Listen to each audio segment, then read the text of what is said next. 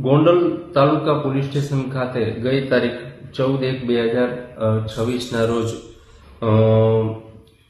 એક solar cable જે 281 bundle,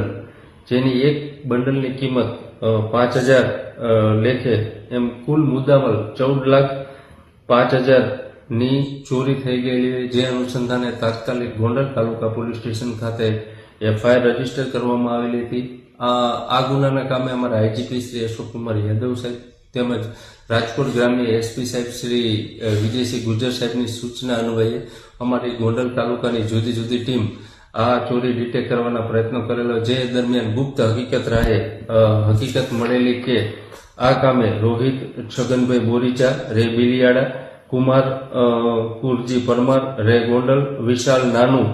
વગેરે 8 માણસોને આ ગુનાના કામે અટક કરવામાં આવેલા છે અને 2 દિવસના રિમાન્ડ મેળવેલા છે।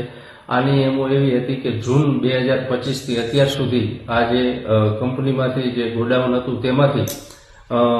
જે આ કેબલ જે સોલારના હતા બંડલ એ ચેરવતા હતા, જે અનુસંધાને આ કામે તાત્કાલિક ગોંડલ તાલુકા PI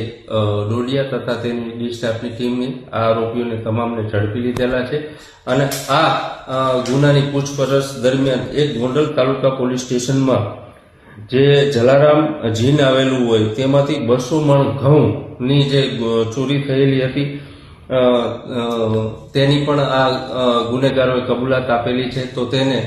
જૂનો ગુનો પણ ડિટેક્ટ કરવામાં આવેલ છે અને હજી પૂછપરછ કરવામાં આવેલી છે, બીજા ગુના કરેલ છે કે કેમ આ બાબતે